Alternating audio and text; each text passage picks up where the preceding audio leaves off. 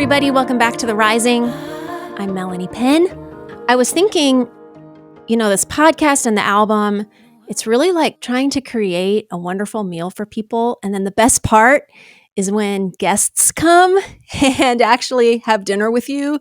And I feel like The Rising is that. You are the guests, and I'm so glad you're here. Today, we are looking at the resurrection with Chris Lee and his wife, Jenny. You might have seen Chris Lee on Instagram. He is Rev Chris 7 on Instagram. He's a vicar based in London, and he is an internet sensation. Chris has almost 200,000 followers on Instagram, and he uses his social media to talk about how good Jesus is. Jenny and Chris met at Cambridge, and they've recently written a book called You Are Beloved. In this episode, we talk about favorite moments in the resurrection. And we talk about You Are Beloved. So please welcome Reverend Chris and Jenny Lee.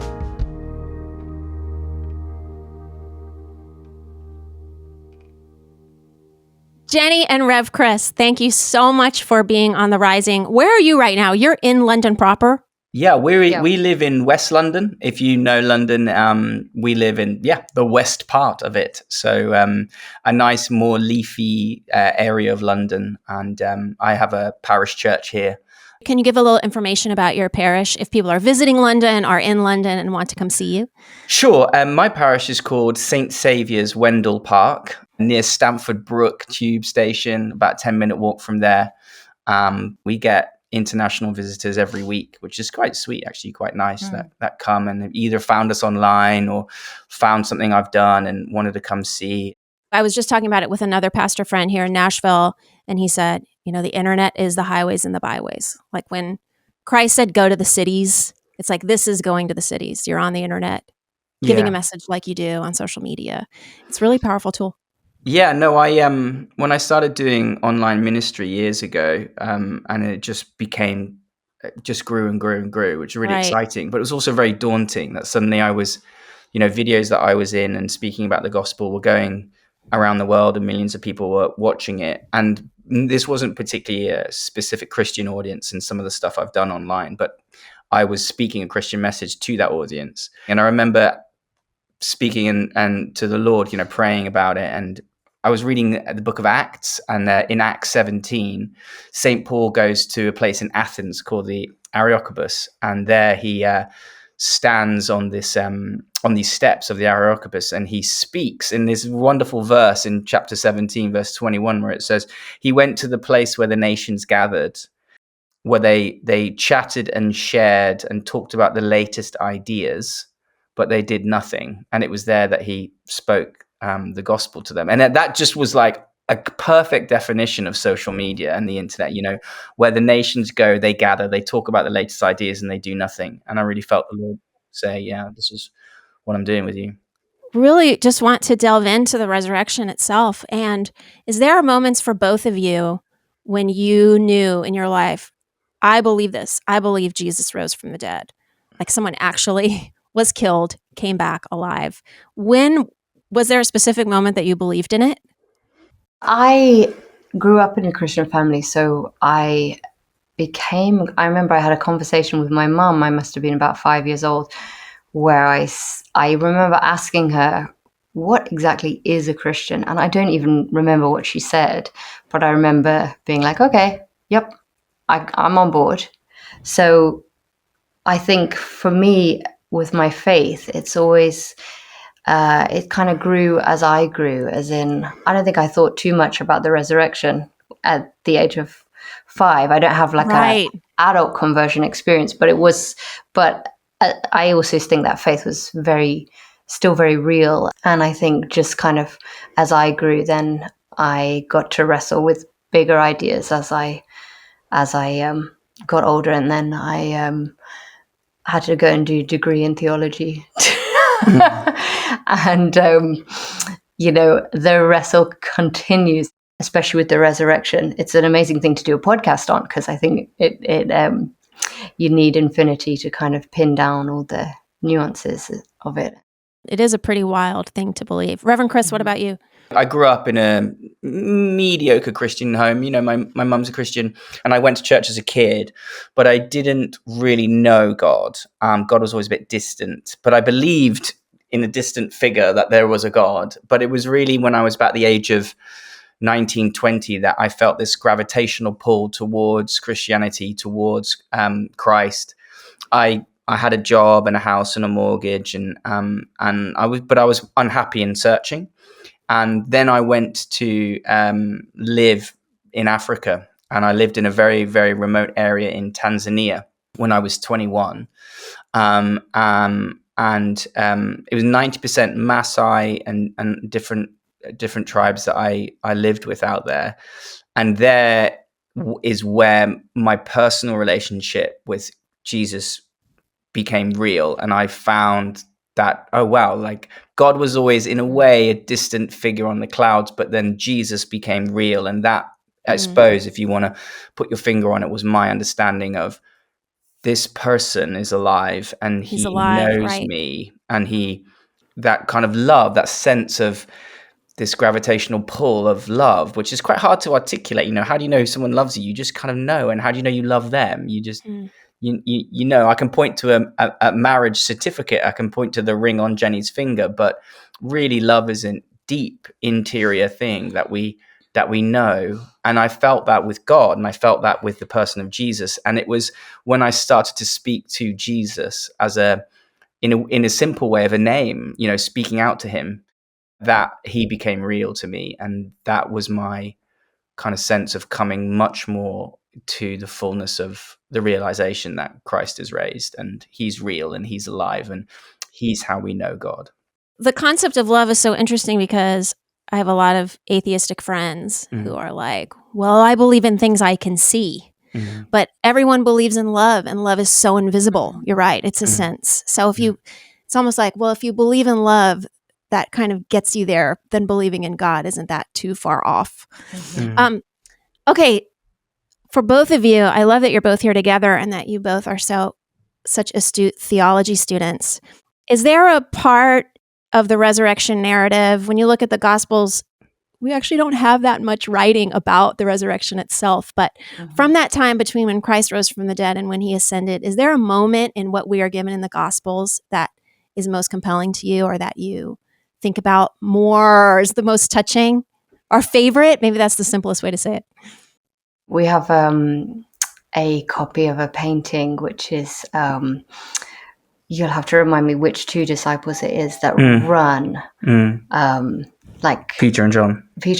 Mary's come and told them, hey, you know, Jesus is spoken to me in the garden, and they like run there. And we've got this painting where the facial expressions are just like so alive in this, like, they're kind of almost desperate, like almost like painful hope.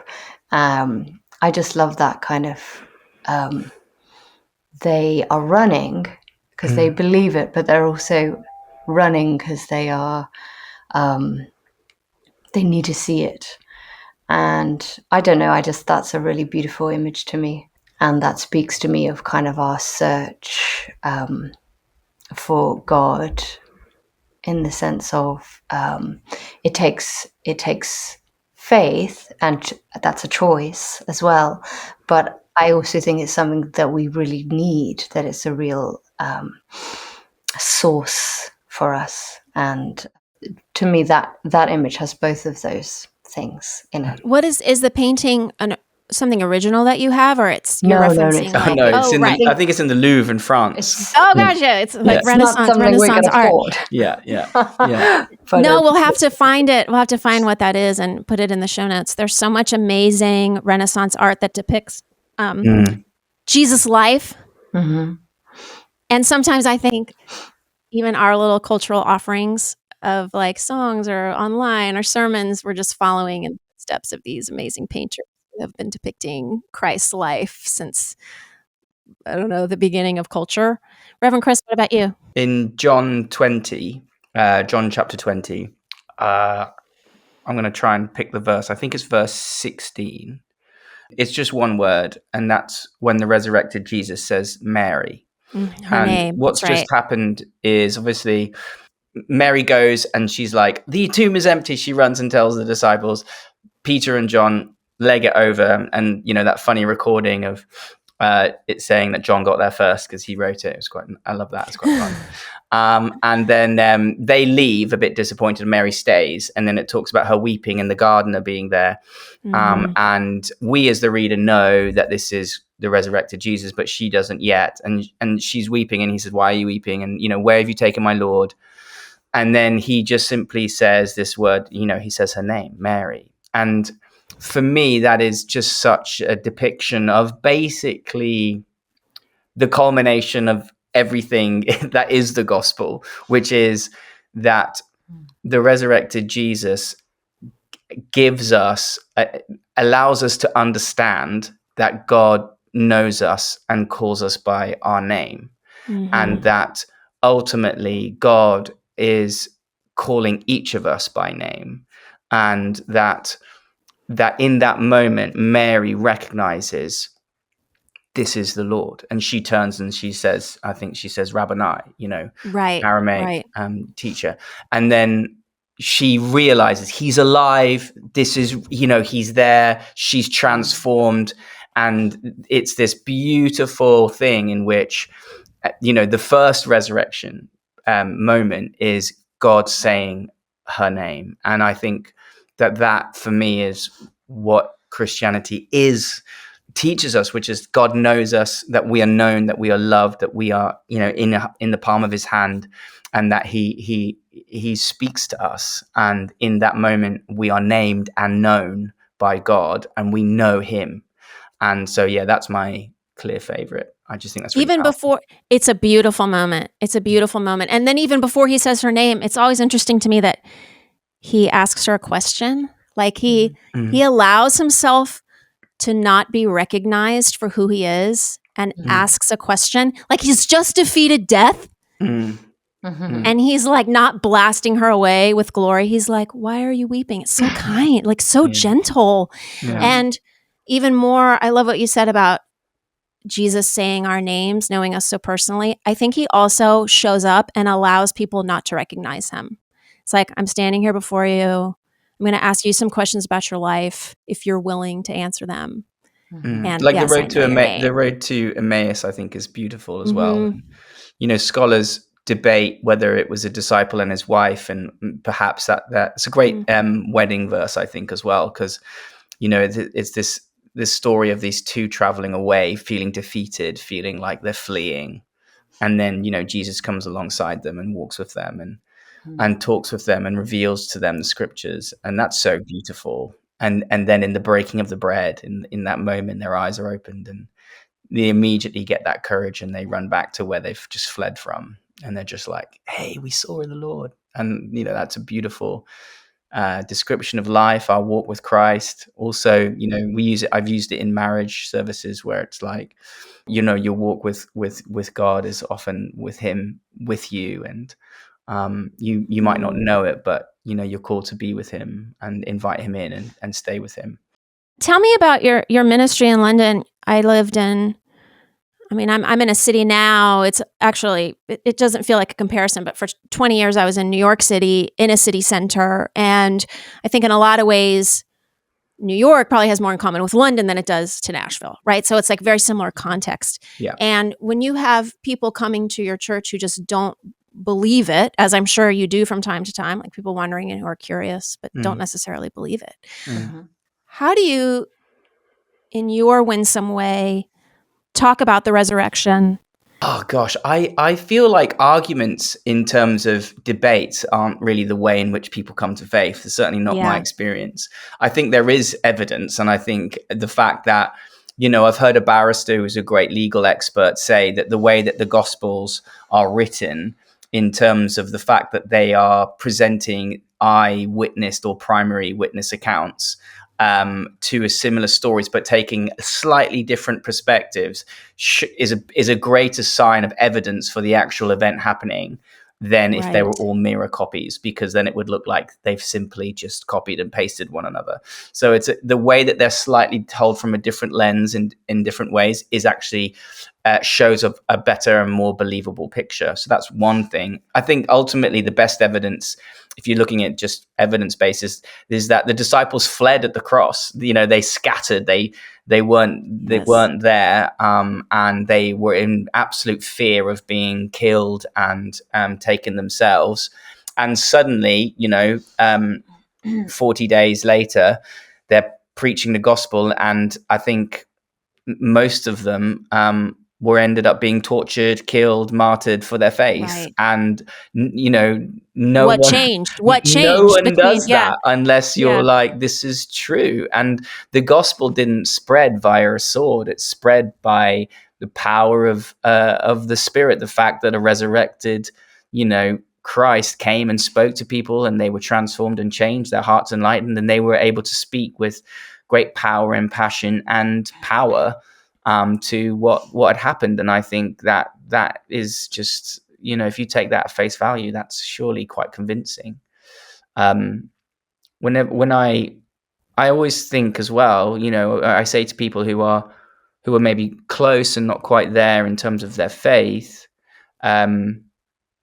I just say, ask the Lord to reveal something to you, to speak to you. The God who gave us ears, doesn't he want us to use them and listen to him? And he gave us eyes to see. So I think, ask and pray and seek him, and you find him. And I think that's what the Gospels tell us as well. Seek and you will find, ask and the door will be opened. I think if our heart is generally turned towards truth, towards discovering God, I think you will find God. So the Old Testament, obviously, you see God sometimes as quite, the holy mountain, keep away, and if you go near the mountain, you'll be stoned, and it's quite scary. God is presented like that. And then a lot of Christ's teaching was really reorientating people's understanding and of who God is, the character of God, and revealing them through his stories of like the prodigal son and the rich ruler who invites people to the feast, the king of the banquet. So he teaches them that, and he speaks about God as Abba, and then ultimately the truest revelation of who God is found in the person of Christ. Yes. And Jenny always says this thing that she heard one of her lecturers say, which is useful, which is always read what is obscure in the light of what is made plain. And when we come to these troubling passages or things we don't understand, well, that's obscure, but what is made plain, and what is made plain by Jesus is that God is loving and merciful and close to you, and compassionate and kind and caring, and runs to you and puts a gown on you and a ring on a finger and laid down his life for you and breaks boundaries. And this is Christ. Okay, back to and again, you can pass. I give you freedom to pass on the question, but is there a moment in the resurrection narrative that is most confusing or most troubling for you? The Bible is wonderful like this. It really throws you around and really challenges your faith, but is also just so profound and beautiful. I always think like also when he descends to the world of the dead and preaches the gospel, that's always like, what does that look like? And how do we understand what that looks like? And what is the underworld in terms of, is it Hades, or is it can't be hell because it's not the end of judgment. So is it like another dimension or something? Yeah, is it like this holding place, and what is, is it like, what's your understanding of the resurrection in terms of, are we all there now outside of time, in a sense, watching our lives play out? There's all these like weird, wonderful concepts that you can imagine. And Origen, who is this great kind of church father, he got done for a little bit of heresy as well, but he said this concept that all of us will come to Christ by our own free volition, but that in a way he believed in a universalism, but by God creating as many universes and planets as is necessary for you to eventually come to faith, which is a cool concept.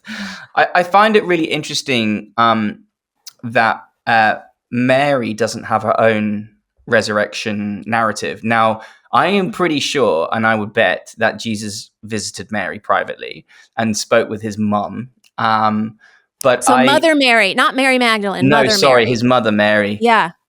Because I definitely I would believe that he would have done that, and that he would have sat with her. But she always had these, wonderful phrases that John uses about she treasured up all these things in her heart. She seemed to be someone who was very humble with her interaction with Christ until he needed a bit of a nudge, which he did at the wedding of Cana, it seemed, where she was just like, come on, help them out. But I always found that interesting. If you want to be a bit nerdy about thinking about the resurrection, like, what was Mary's resurrection narrative like? I wonder how he spoke to her and came back and had a chat with her. But again, it's not essential for our faith to know that story, so it's not there. And I think she probably just had it very personally for herself. That's how she seemed to have these narratives. But I always think that is really interesting. What do you make of the moment? And again, feel free to pass. Yeah. But the episode with Mary in the garden, Mary Magdalene in the garden, and then Jesus says, "Don't cling to me." And then, don't cling to me, for I have not yet been glorified. But then he lets other people touch him.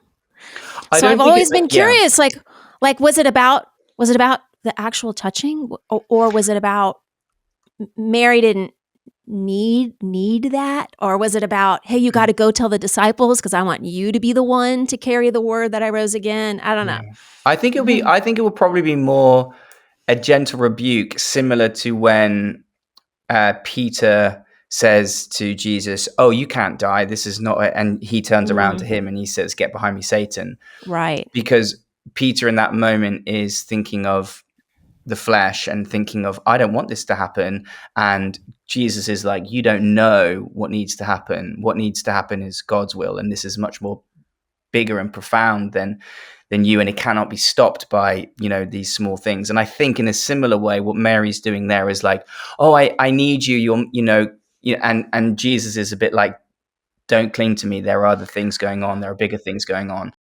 Any parting words about resurrection itself that you would, I know you offer many encouraging words to people, and then I do want to talk about your book, but any parting words about just resurrection, both the fact that we live in this world where resurrection happened, that we have this, we get to live on this side of Christ being raised from the dead, but the not yet, we're in like the in-between when Christ already rose from the dead, but he hasn't come again. There isn't anything that is beyond God. The fact that death itself is defeated and reversed, is the signpost that no one is too far. No one is outside of God's grace and power. And, those who have passed into death, Christ has conquered it. So he's still in charge, in that place, which I think is hugely powerful.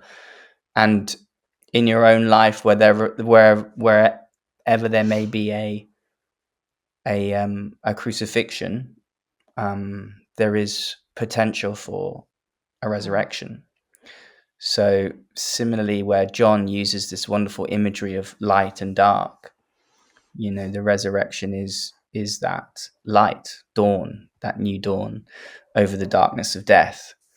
And so as Christians, our message is one of just such hope and such freedom and such beauty.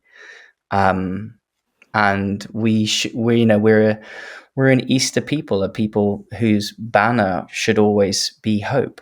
And the resurrection is that banner. It gives us that power of truth to say, well, the resurrection happened. So right. I can always have hope. I remember a sermon from when I was like a teenager. I remember this older gentleman at our church doing a sermon, and he used to say, for every Good Friday, there is a Resurrection Sunday, which I think is a really nice way of saying what you just said, Chris. Like saying it a better way. No, but about that kind of that power and that hope being available to us in our lives. Please tell us about your book, You Are Beloved. Yeah, so You Are Beloved came about because one is we have 3 children. We love reading them stories at night. But your average, sometimes we got approached by a publisher, do you want to write this kids book? And we were like, absolutely, we'd love to do that. But when you try and think about the New Testament and you're trying to make it interesting for children, it's really easy to get caught in making Jesus quite a nice guy. He wears sandals and he's nice to people. And ultimately, that's a bit boring for kids, but the truth is, right, Christ is amazing. And the mystery of God and the beauty of creation and, the ability to bring that sense of magic back into what it means to know our Creator is what we wanted to really do. So we wanted to present a narrative of Christ in a way that was powerful, profound, and presented a little bit of mystery and fun and magic. And someone kindly has compared it to a kind of C.S. Lewis notion of the magic that he was able to conjure with his writing in terms of presenting a Christian narrative, but within a creative context. So that's what we wanted to do. And where can people find you? Where the book is available? In anywhere you can buy books, basically. You can it's find available to pre-order now. Yeah, that's it. Beautiful. You Are Beloved. Oh, I've seen this. I've seen that cover. Have you? There you go. That's good. Gorgeous. Oh yeah, it's out there. It's out there. That's good to hear. But yeah, I'm Rev Chris 7 online on Instagram, and just going to start up a new YouTube channel soon, actually. So what's going to be the content? The content will be me speaking to younger Christians about culture and about fun stuff to serious stuff. So like films and music to more serious things in life, like, I don't know, how we deal with mental health and how does a Christian react to this or that. So it'll be a mix of those things. And I think it's just Rev Chris Lee on YouTube, but yeah, still working it out. Well, God bless you in your efforts. So nice to meet you. And if you find yourselves in Nashville, please come see me. Hey, everybody. Thanks for listening to the Rising podcast as we look further into the resurrection of Jesus. Did you know The Rising is also an album? The Rising is an album that I wrote that tells the story of Christ's resurrection. Each song on the album is written from a different perspective of someone who was actually there at the resurrection. Each guest on The Rising also has a perspective. And you know what? So do you. I would venture to say that your perspective is the one that I'm most interested in.